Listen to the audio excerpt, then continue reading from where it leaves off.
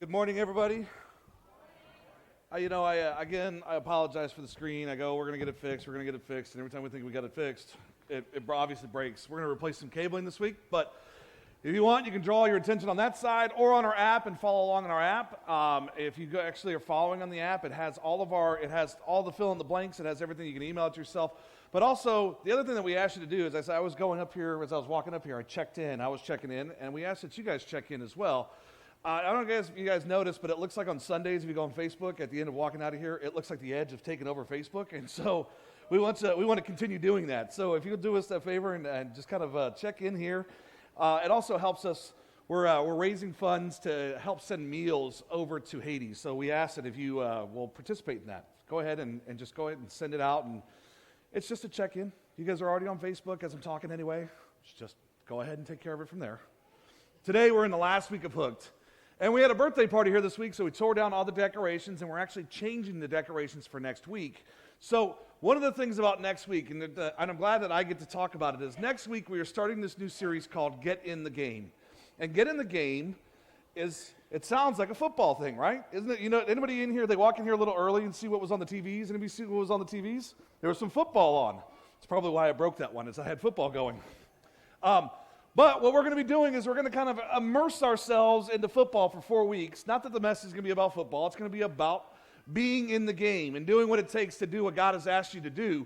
So week number 1, we want everybody, if you have a jersey at home, so your favorite team, your favorite player, maybe he's retired, maybe he got popped for steroids, I don't know, but go ahead and put that jersey on, wear that jersey next week to service. After service, we're going to have a barbecue out in the parking lot. So we're going to do It's going to be barbecue potluck type thing. So we're going to do hot dogs and hamburgers. We ask that you guys bring, a side dish, whether it's, potato salad, beans. If you are going to bring something, please let us know so that we can kind of put that list out in next week's email. We want to, so that way you go, because we don't want 5 people to bring chips, and we don't want 10 people to bring chili. We just need a couple people to bring a few items, and all of a sudden we'll have a whole bunch of stuff. But that's what we're going to do right after service next week. We'll have the games on, and the games will be on from this point through the football season. You will always find the games on before service, and right after service, we'll go ahead and put the games back on. So just kind of know that football is here, and if you're a guy, you don't have to run out of here to go catch up on the scores. It's here. Okay, so let your wife socialize while you just come back and sit down in the seats and watch some football. Anyway, the last week of Hooked. So a lot of us, we're hooked by God. God caught us. He got us, we got in the boat, and we've been laying there. The bad part is that we get put in this boat, and we kind of like to flop around a lot. And we're doing whatever we can to get from in this boat back into the water. We're a little tired of trying to do what God has asked us to do. We've gone, I'm hooked. I believe God's there. I believe that He's done all of this for me, but I don't really trust Him fully. Maybe I'll put it this way, is that anybody in here ever owned a snake? Anybody? You ever had a snake? And the reason why I asked if you've had a snake, you ever notice that a snake, you don't really trust it until after you've fed it? You have to do something for it first. You got to go in there, you go, I'm not going to put my hand in there until I've given it its lunch. Because if not, it might snap on you. Well, that's how some of you guys treat your relationship with God. You go, I need you to do something for me first before I'm going to let you be comfortable with my life. You're going to feed me before I'll let you do this. That's where our lives have gotten. Our lives have gotten to this point where, God, I want you to do something for me before I'll follow along with what you have in plan for me. A Christian atheist, we kind of talked about this a little bit, believes in God, but lives as if He doesn't exist. They believe in God, but they just live their life as if He doesn't exist. They just continue doing whatever they want to do. Ask yourself, is that what my life looks like? I say there's a God, I believe that there's a God, but nobody would ever say that my life is different than anybody else's. Everybody would look at me and they just go, oh, you're just like me. When you read this, and we're going to go through some verses here, and we're going to spend a little bit of time in the Old Testament, but when you read the first verse that we have up here, it says, go up and take possession of the land I have given you. But you rebelled against the command of the Lord your God, and you did not trust Him or obey Him. Now at this point here, they're getting ready to cross over the Jordan River. This is what's happening. They're getting ready to cross over the Jordan River and go take back everything. And they don't get to do this because they disobey. They turn their back and they don't trust. And it's not because we're not good. He said, it's not like he goes, well, get up and take your possessions of the land I have given because you're good. Because you did everything that's good that good people do. It says no, because you did not trust or obey him. You did not trust or obey. Not because of any, because that's what we hear a lot of times. You hear people go, I'm a good person. I'm good. I do the right thing. But are you trusting and obeying God? That's a big question. Are you trusting and obeying? I believe in God, but I don't often trust him fully. I want to be in control. Isn't that what a lot of us are? We want some control. Anybody got some area you like to be in control in? Anybody? Anybody got some area? You like, for me, I like being in control of other people's cars while I'm in the while I'm on the freeway. I scream at the top of my lungs at the cars in front of me, knowing that they don't hear me. I know very well that it stops at the windshield, but I'm saying, move! Do you not know how to drive? That's me. If you've ever heard that person driving down the freeway, that's me. I'm sorry. And I might have been yelling at you. But that's how it is. Sometimes we want to get there. And everybody goes, no, I don't have that way. Or, you might even be sitting right there next to that person. And I'm going to use him as a victim. You go, I don't want to be in control. No, I don't want to be in control. Put your hand up. Do that. And that's what happens. You'll raise your husband's or your wife's hand or something like that. And that's what happens. You try and create a victim. You want to be in control. Maybe you want to be in control of your spouse. Maybe you want to be in control of something else, but you want to be in control of something. We don't like feeling like our lives are out of control. We want to be in it. And so a lot of times we end up living a partially surrendered life. Instead of developing this wholehearted trust for Christ, we live this partially surrendered, and we look at this and we go, maybe it's this way, maybe it's not. How do I really fully trust? How do I get to this point where I go, I know that God is going to provide and take care of me, then I'm going to obey what he asked me to do? It becomes hard. It really does. I told you guys is that I have this control issue with cars, right? I do. I get in the car, and you can ask my wife, and she knows that I have these control, because I'll get down, and it causes me, I swear that I just get right behind the seat, and my blood pressure goes up automatically. I don't even have to move in the car. I just sit there, and all of a sudden I feel this change in the demeanor of how I act, and I go, I know that I'm in control of the vehicle. I know, right? And I've got the gas, I got the brake. And then yesterday, I had a little bit of an awakening. Yesterday, we had men's breakfast here, and we do our group, and we go, I'm in control of this car. And then, a lot of times we believe that. And then my brother-in-law literally left out of this parking lot, drove up around the corner, and we realized how out of control that we actually are in our vehicles. Because they almost got T-boned right up here. He had an accident. Car gets totaled right at the corner of Horizon and Claybank. You look at that and go, we think we're in control, but the reality is it can be taken away just like that, just out of nowhere. If you've ever been in a car accident, it always comes out of nowhere, right? The tree, it just came out of nowhere. I don't know where it came from. That light pole, I don't know what happened. The deer, I thought it was worth 10 points. But that's how it gets a lot of times. We get to this mindset and we're going, I think that I'm in control. And when the reality is that control can be taken away in an instant.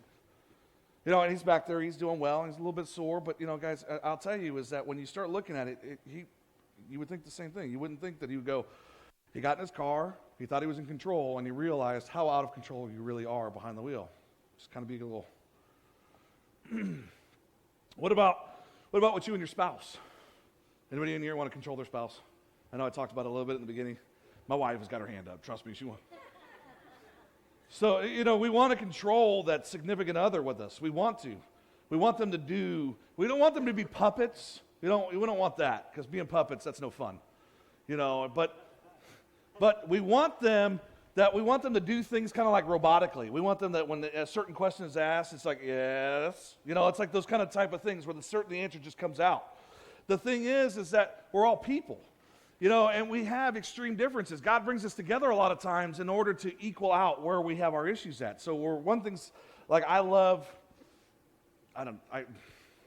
know. I think about my wife and I. We both have a lot of the same likes, but she likes music far more than I do, especially country music, and I like rap. And so we balance each other out, and we listen to classical, I guess. I don't know, but those are the type of things that you listen to and you look at. That's what I was trying to figure out. I was like, how do I bring this back together? I don't know. The partially surrendered life. In your notes, it's going to say something a little different, but I'm going to give you I'm going to give you the Pastor Mike version. How about that? And so it says, this is the partially surrendered life.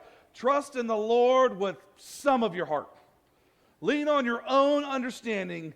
In some of your ways, acknowledge him, and you can make your own path straight. This is what we try to do. This is exactly what we try to do. We go, I'm going to lean on my own understanding. I think I've got it all. I think I know what it is. And the Bible tells us clearly different. It says, trust in the Lord with all of your heart and lean not on your own understanding. Why? Because your understanding sucks most of the time. That's why. It's just not any good. You go, I don't understand it. How often have you said that? You've picked up the IKEA instructions and go, I don't get this. And God goes, I know, I'll figure it out. I'll walk you through this. In all of your ways, submit to him. How many of your ways do you submit to him? Like when you were walking in the door, did you submit when you walked in? When you were getting in the car today, or how was what's your relationship? In men's breakfast yesterday, we were talking about submitting to our wives. And how does that look? And what does it look like when they submit to us? What is that relationship? Having a servant attitude. What does it look like? And you start looking at this and you start going, wow, it's a big question to kind of try and figure out. What does it look like? What is the answer there? Do you when you start looking at it, I said, well, one of these things that kind of gives us this understanding of what it means to be an authentic man, and you start looking at it and go, when you're willing to sacrifice for the happiness of those around you, when you're willing to provide for those around you and sacrifice and give up, that's kind of what makes you a man. Because a lot of times there's a lot of 40-year-old men out there, or 40-year-old boys, I guess, because that's where their mindset is that they want to do what's all about them instead of being willing to sacrifice for those around them. Trust in the Lord with some of your heart. Lean on your own understanding. In some of your ways, acknowledge him, and you can make your own path straight. So you've been living your life this way. How well has that gone? How straight are your paths?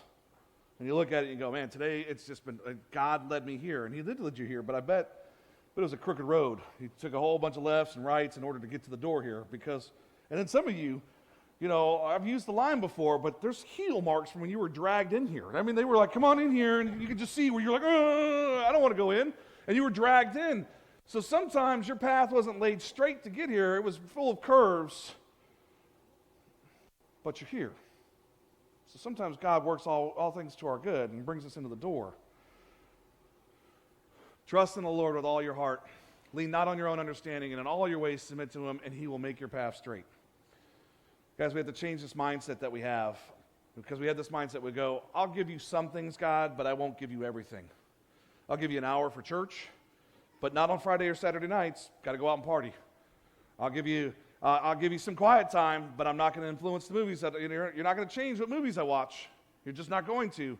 Let me give you a story. When I first I really commit my life to God, and I go through and I go, I got to make some drastic changes in my life.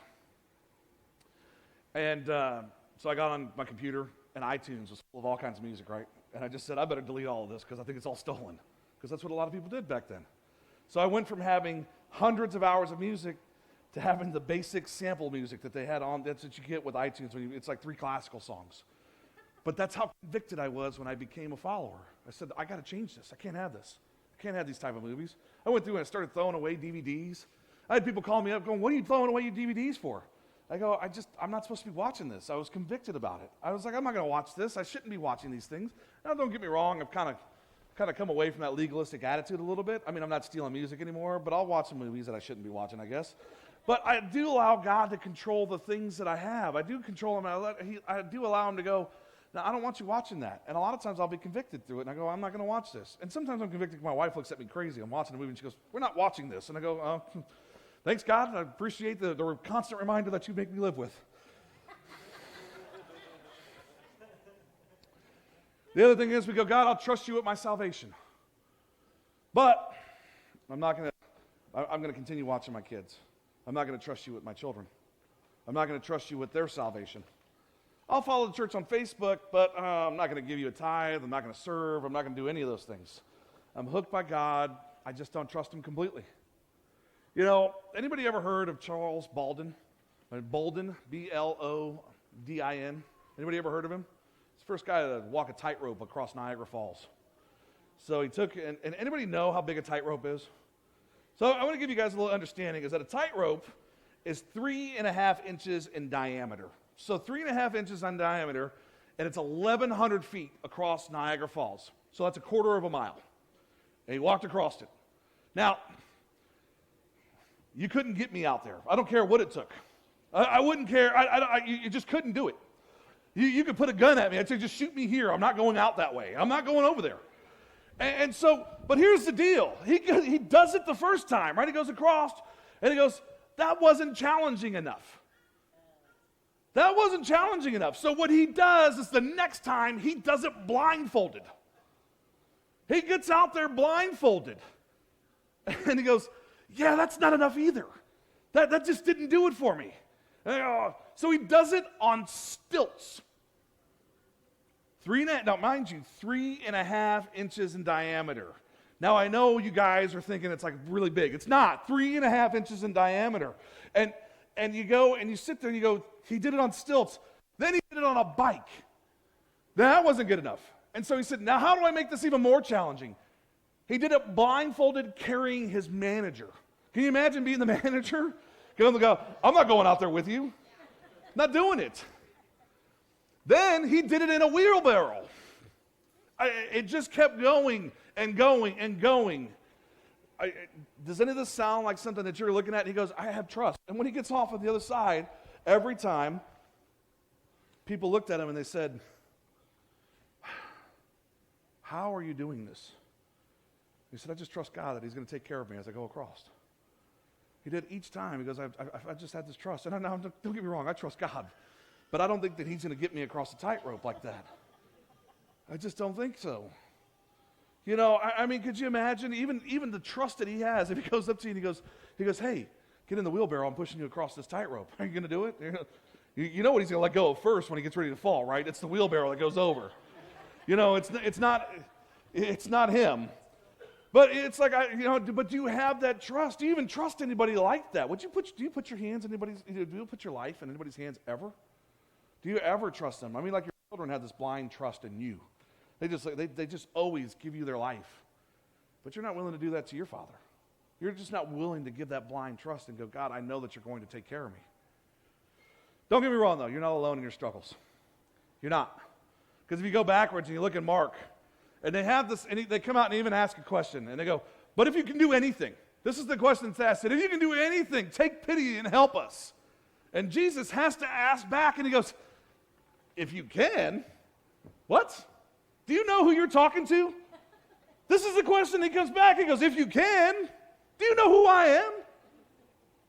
He goes, wait a minute here, let me tell you something. Everything is possible for the one who believes. Everything. Immediately, the boy's father exclaimed, I do believe. Help me overcome my unbelief. I believe that you can help me overcome my unbelief. Help me right now. I believe. Because if it's going to change anything, help me right now. So look at this. So if you look, even back then, people are experiencing Jesus face to face. They still have questions. They have this experience and getting this interaction. They're going, like for us, we always have to look at this and we go, God, are you there? But them, they had this ability to touch it.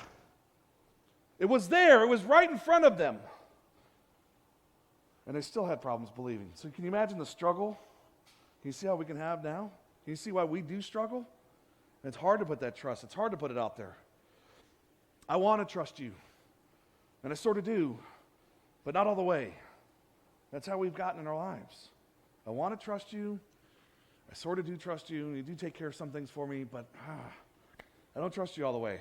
Inside of your notes, there's a blank there, and it says, I don't fully trust God. It's blank.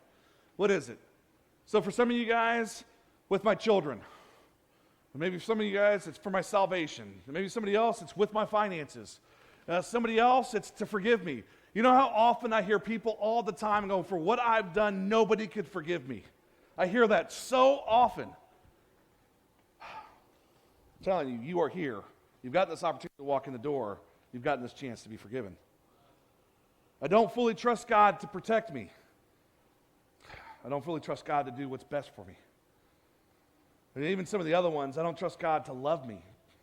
Because these are things that you hear and you talk to people and you go, why is it? To heal me, to guide me. Guys, these are things that we struggle with in our house too. Let me tell you, is that I have the hardest job because I show up at people's bedsides when they're dying. I have the hardest job. And I show up, and every time I always ask for God to heal. I always ask. And I always have to say, God, if it's not your will, I understand that too. But God, it's hard to be the guy that shows up every time and goes, God, please heal them. And then question if it's going to get to happen or not. I hate it. It's the hardest thing. And I know that God's timeline is different than our timeline. I know that He calls us home when He's ready for us to come home. But still, He says that all who believe, if you have faith, just a mustard seed. I think my faith's bigger than a mustard seed. I do. I think I have strong faith. And I look around the room and I see people that we've had that prayer and we've lost people together. I've been there and I've gone through it and I've been through the struggle with you. And I look at it and I go, oh my gosh, what happened? God, why? It's the question that we all ask. Why? God, why? Why him? Why her? Why did this happen? It's a struggle that all of us have and we all go through it. But we still have to wholeheartedly trust. We still do. It's so hard. It's so hard to go, God, I know that you're going to do what's best for me. I know that you're going to love me. I know that you're going to take care of me. I know that you're going to get me through this. But it's hard to have those questions and go, okay, well, I got to let it go. I just got to let it go past me. Developing a wholehearted trust. Because the Bible gives us this example, and I showed it to you guys a minute ago, and it says, trust in the Lord with all of your heart, and lean not on your own understanding. In all of your ways submit to Him, and He will make your path straight. Now, the Bible, you start looking at it and you start going, what's this word, understanding and acknowledgement? What is this word? And you go back and you start looking at Greek and you start looking at Hebrew translations, and it's really yada. It's Y-A-D-A, yada. And it says coming to know and submit by observing, reflecting, and experiencing. Coming to know and to submit by observing, reflecting, and experiencing. Before He makes your path straight, a lot of times He's going to ask you to yada in Him. He wants you to experience Him, to live within Him, to really start reflecting and growing. All the time, we want God to prove Himself to us so we can trust Him. This is what happens all the time. We're looking for proof. We're looking for that I want to reach out and touch you moment. God, if you do this, I will trust you. If you give me this, I will believe in you. God, if you do this for me, I will do this. We look for that all the time. We want God to prove Himself so we can trust Him.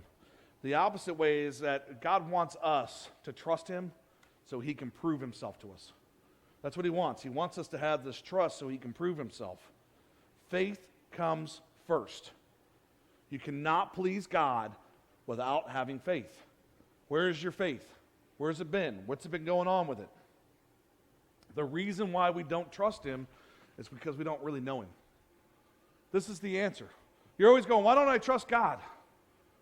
Because you probably don't really know Him. It's a hard thing to kind of comprehend there. I don't trust God with these things because I don't believe what His Word says, and that means I don't really know Him that well. I know about Him, but I don't know Him well. Anybody ever heard of an Impala? Not the car Impala, but an African Impala. Anybody ever heard of one of those? I know you see them drive down the road every once in a while. But you know that they can jump 10 feet. You guys know this? They can jump 10 feet high and a distance of 30 feet. So if you look at them, they got this ability to outrun tigers every once in a while and lions. Well, they can do that because they can jump further and higher than both of them. And I don't know if you guys have ever noticed this, but if you go to a zoo, they're not kept in cages that have 10 feet by 10 feet high walls by 30 feet, separate them. They're actually kept in most places, and it's like a 5-foot wall. Because an Impala won't jump over into an area that they can't see. If they can't see what's on the other side of the wall, they're not going to jump in there. They just don't do that. They need to know what's there. They're not going to jump over and go, well, I hope there's some land on the other side, because in the past, it's been ingrained to them that if I jump where I can't see, there might be a cliff that leads to my death. Well, that's how we've gotten. We've gotten to this point. As adults, we've taught our children, don't do that, don't do that. And it's kind of raised us to this point where we're afraid all the time. Well, I can't do this because I'll get hurt. I can't do this because this will happen. And it's made it to where we don't actually trust God to put our foot in the water and go, I want to follow and I want to do what you've asked me to do. So we don't actually ever get into the water. We kind of look at it and go, nah, I don't know what's down there. It's a bit green and murky, like some people's pools. And you look at it and go, how do I? Nelson's like my pool. My pool at my house is green and murky.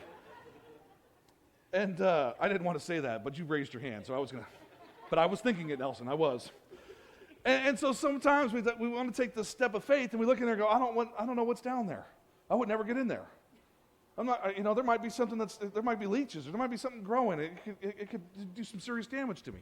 I don't know. I mean, that's a true thing at his house. I don't know. I looked at his pool. I go, I don't know what's in there. I'm not getting in that. There's no way.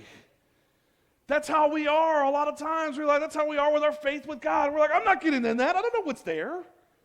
Oh, there could be something that could hurt me. That just means that you don't actually know him. That means that you probably don't hang out with people who actually know him because you're afraid and you haven't seen what he's done with those around you. Because let me just stop for a second here. I want you to do something. Close your eyes for a second. Every one of you, close your eyes. Now, here's what I want you to do. I want you to think about the last 10 years. Just think about the last 10 years and how much that God has delivered you from. How much that he's delivered you from? How many different times, how many almost car accidents did you have? For some of you, how many times did the police just pass you by? Maybe more than some of you. How many of you did something happen and it was just that close that God delivered you from it? You're like, one of those moments that you're taken aback by. You're like, oh, wow, did you just see what happened? Just think about all the times that God has had his hand of favor on you. Each time. And you go, I don't trust you. And he's gone, I've been here the whole time, though. I've been here. I'm not asking you to jump over a 10-foot wall to a place that you don't know where you're going to go. I've been here the whole time holding on to you. Why are you so afraid? Why are you so lost? Why are you running? Think about it. Think about how much he's done for you. You can open back up your eyes. The question comes in is, what makes it to where we're so afraid to take this step of faith? What's been holding you back? What's been holding you back from actually taking the step of faith? Because it's usually something and it's really easy for you too. You already know it. You can identify it. As we're talking about this, you go, oh, this is what's doing it. This is what's holding me back. Because some of you guys are going through stressful times right now. You're looking at this going, well, God, if you deliver me through this, I'll believe. God, if you get me through this. And he's been saying, I'll get you through this if you believe. I'll get you through this if you start following my instructions. I'll get you through this. But I need you to do it my way. Stop trying to do it your way because your way led you into this situation. Your way brought you to where you're at. Now start doing it my way to start getting out of where you're at. And you're like, no, my way works good. Yeah, your way works really good at driving you to the place that you're trying to escape from. That's what it does. I'm telling you, when you give it to him, and when you do, you'll know it. When you give it to him, you'll know it. You'll know instantly that you gave it to him. Because you'll start seeing this change, and you'll start seeing the direction of your life change and go in a whole different direction. And you'll get to know him. Not only do you get to know him, but you get to know the goodness of God. You'll get to know that goodness. A lot of times we don't even get to know it. Once you get to know the goodness of God, you're going to get to know the love of God. These are the blanks that you guys are maybe missing or maybe not seeing, and I don't know if it's not catching up back there, but you'll get to know the goodness of God. You'll get to know the love of God. And the other thing is that you'll start getting to know the faithfulness of God. This is where we get lost a lot of times. Sometimes we know the goodness of God, and sometimes we know the love of God, but we really have gotten to the point where we go, are you always going to be faithful? Are you always going to take care of me? Are you always going to provide what I need? Are you always going to give me the things that I need? In Psalm 100, know that the Lord is God. It is he who made us, and we are his. We are his people, the sheep of his pasture. Enter his gates with thanksgiving and his courts with praise. and give thanks to him and praise his name. For the Lord is good, and his love endures forever. His faithfulness continues through all generations. So let's go back just one sentence in here to verse 5, and it says, for the Lord is good. That's good. They've been saying this for thousands of years. The Lord is good, and his love endures forever. You guys worship with that song today, right? Forever. And his faithfulness continues through all generations. He's not just going to be faithful to you, but he's going to be faithful to your children, your children's children, their children. He will be faithful. He's been there. He's been standing there. He's been the one pillar in your life that's always been there. Where everybody else has come and gone, he's been the one pillar that's always been there.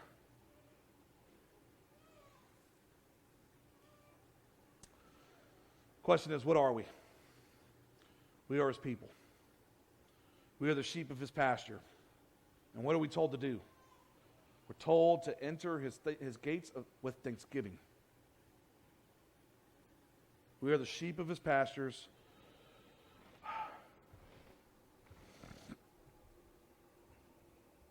And if you go back and you look at the times back then, here's where the hard time comes in. And it goes, when did they ask the sheep to come in? They asked the sheep from the pasture to bring them in, come in. They only did it one time a year, and it was time for the sacrifice. So here's my question for you. Is that today, God has asked you to sacrifice something. He's asked you to give up something. He's calling you into his house, and he said, I'm here. I want you to be here with Thanksgiving, but he's asked you to sacrifice something. Something that's been holding you back from a true relationship with him. He's going, I want you to sacrifice that. I want you to give this up. What is it? What is the addiction that you've been holding on to? And maybe it's not an addiction to where you think it's one of those bad addictions like cigarettes or drugs or alcohol, but maybe it's an addiction you have something else. Maybe it's a spending addiction. Maybe it's an addiction of a gossip. You run your mouth entirely too much about things you know little of. You know, what is it that God has asked you? I need you to sacrifice this. I need you to give this up. I need you to start doing this. I need you to give this time up to spend it with me. I need you to sacrifice here in order to have a life that I've truly asked you to have. This is a question he's asked you. He said, well, this is what I brought you into here for. I delivered you here today because this is something I want you to do. What is it that's held you back from trusting him, and what is it that you need to sacrifice now in order to make it happen? What is it? We talked about it. I had you write it down. What is it that's been holding you back? What's been holding you back? Is it the earthly desires? The new car? The new house? The new job? What is it? What's been holding you back? And what is it that God has asked you to sacrifice? Because I'll tell you is that when I started following God, he asked me to sacrifice a $100,000 a year job to come work for free. That's what I did. Because I left a job that paid me $80,000 a year plus bonus. And I came here and I worked for free. I made nothing. My wife provided for us. And as a man, you know how that can be for some guys. I loved it. It was great. My wife took care of me. It was like having a sugar mama at home, and it was great.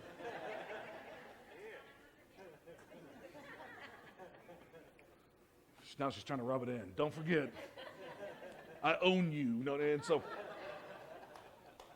but guys, let me tell you, is that God provided.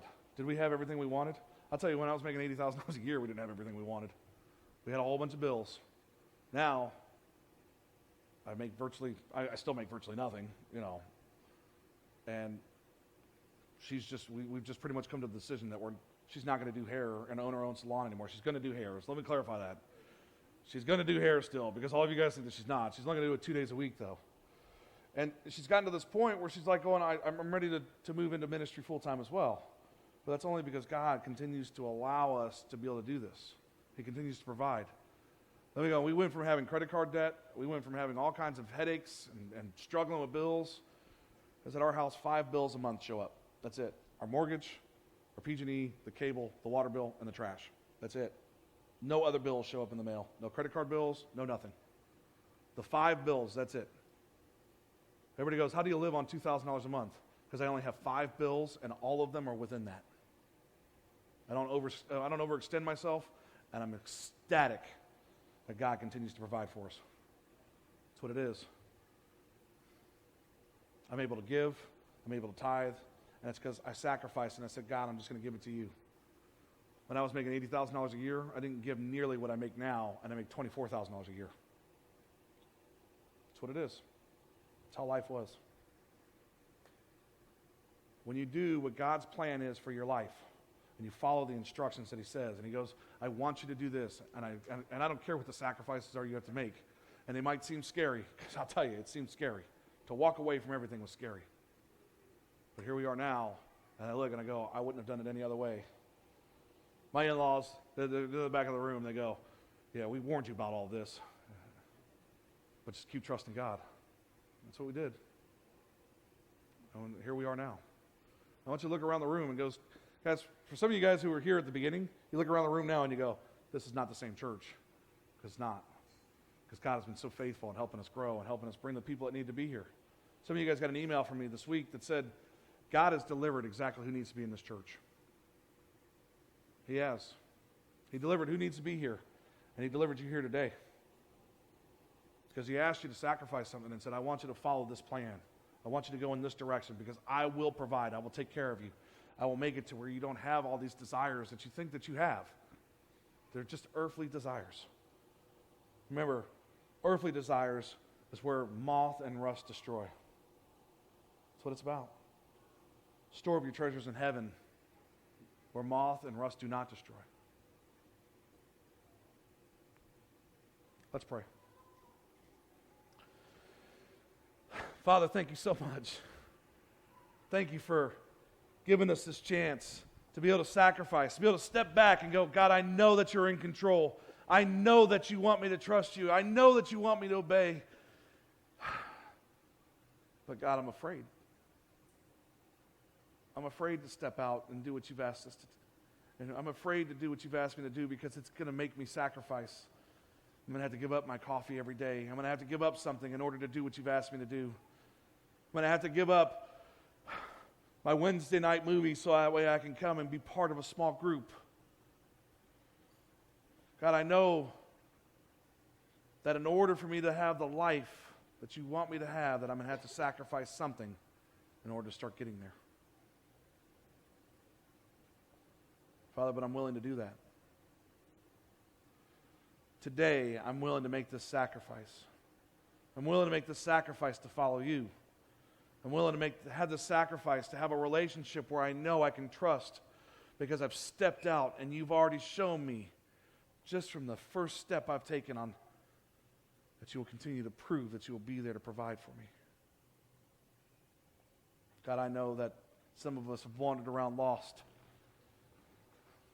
doing what we think we want to do and running in the direction we want to go, and our road is far from straight. God, I know that you can change that. I know that you sent your son so I could have a relationship with you, so that you could help make my road straight, so that you could help guide me, so that I'd have trust in you. So that way I know that you'd be willing to sacrifice for me. That way I would have never have an issue sacrificing for you. You've given the ultimate sacrifice. And I know that you've forgiven me through that sacrifice. Now I want to start moving forward with you. This new life and this changed life. The promise of eternity that you give to each one of us. To where we stop having to chase the paper here, the money here, the cars here, that we start chasing the eternal with you. And that's what I want. If you'll keep your heads down. And I know that over the last couple of weeks I've been asking this a lot, but I think that it's a big thing for some of us is that we need to have this commitment to where we start doing what God is doing. And if you prayed that you're going, I'm willing to make this sacrifice. I'm willing to start doing this life with you. I'm willing to start putting my life out and going, God, I am hooked by you. That I'm ready to do life with you. That I'm ready to go forward with you instead of my way, because my way continues to lead me into a dark place, to depression, to anger, to hate. If you prayed that you're ready for this change and that you're ready for God to come in and you're going to start sacrificing and start moving forward with Him, Can you just put a hand up and let us know? Let us know that you said, God, I'm going to go your direction because my direction doesn't work. My direction leads me to where I'm lost, I'm hurt, to where I'm doing what I want to do, and I'm still not happy. Keep your hands up there for a moment. I know that God has more. And He's looking, He's going, somebody's holding back because they're afraid of making that sacrifice. Don't be afraid to make the sacrifice. Don't be afraid to step out and say, God, I'm willing to give this up so I can follow you without anything holding me back. Nobody's going to come along and steal your wallet. Nobody's going to come by and do any of those things. They're just here to go, we want to support, and we want to love. We want to help you grow closer.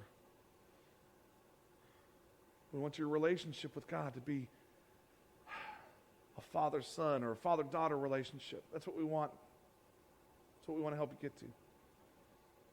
You can put your hands down. Thank you so much. Father, give us the strength. Because we're going to need it. We're going to need the strength to walk out knowing that we've put our hands up and committed, saying we're going to follow. We're going to need the strength to follow you to where we know that the devil's going to be attacking us right now. As soon as we walk out of here, everything that we're going to do, the music that we're going to listen to, everything that it's about is going to be trying to drag us backwards, trying to take us out of this zone with you. Father, give us the wisdom to know which direction that we need to go. You say if we ask for it, that you will pour it out abundantly, and we're asking for wisdom because so often our decisions are made without consulting you. We just do it, and we live with the repercussions, and sometimes those repercussions lead us to where we feel we have no other direction to go but to do something that you don't approve of. Father, help us love. Help us love one another. Help us grow closer to one another. Help us hold one another accountable, and not the mean accountable way where you did wrong, but let me help you with that. Let me help you grow. Father, we're so thankful for what you're doing and how you're helping each of us grow, how you're bringing us closer to you, and we know that you've done it all through your Son. It's in your Son, Jesus' name, that we pray. Amen. We're going to transition into our tithing time. I'm going to ask my wife to come up here for a second. And